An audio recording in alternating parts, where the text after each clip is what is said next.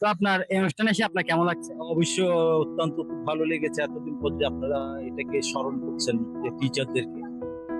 আমার বাবা এখানে 91-এ আপনার হচ্ছে আব্দুর রহিমান চেয়ারম্যান এবং হচ্ছে আপনার প্রয়াত আপনার যিনি প্রতিষ্ঠাতা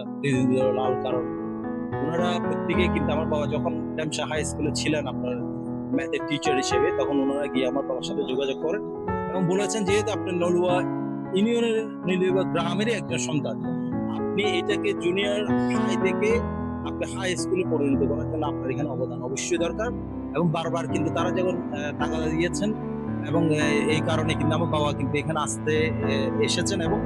এটাকে আপনার হাই স্কুল উন্নতি করেছেন এবং 95 পর্যন্ত ওনার এই যে ভবনটা দেখছেন এই যে ভবনটার পিছনে আপনার অধ্যয়ন করেছেন উনি উদ্যোগ নিয়েছেন উনি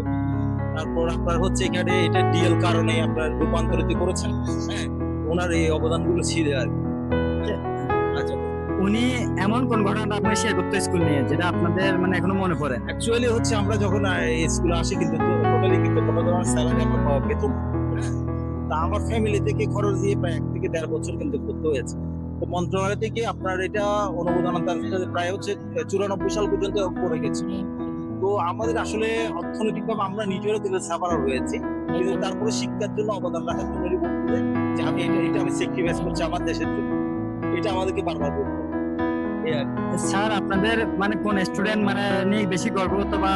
এরকম কার কথা একটু বেশি? অনেকে আছেন এখানে আমি কাউকে আসলে কোনো স্পেসিফিক বলতে পারবো না। কিন্তু দেখেছেন এখানে অনেক অনেক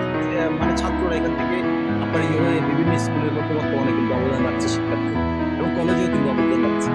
এবং আপনার ডাক্তারিও করছেন এবং ডাক্তার হয়ে কিন্তু এসেছেন এরকম অনেকে আছেন। স্কুলটা আপনি কোন জায়গায় দেখতে চান? অবশ্যই আমি এটাকে একটা মডেল সাথে নিয়ে একটা মডেল হিসেবে দেখতে চাই অবশ্যই এটা আমাদের গর্বের বিষয় আমাদের স্কুলের এবং আমার বাবার এখানে অক্লান্ত পরিশ্রম ছিল প্রত্যেকের একটা অবদান ছিল মানে টোটালি নলুয়ার মানুষদের একটা অবদান ছিল প্রত্যেকের তো এইটাকে এগিয়ে নিবেন আপনারা যারা ছাত্র এবং যারা আছেন তাদের তাদের অবশ্যই অবদান এখানে আমরা কি চাই আরো বেশি চাই কন্ট্রিবিউশন। আপনাকে অনেক ধন্যবাদ আমাদেরকে সময় দেওয়ার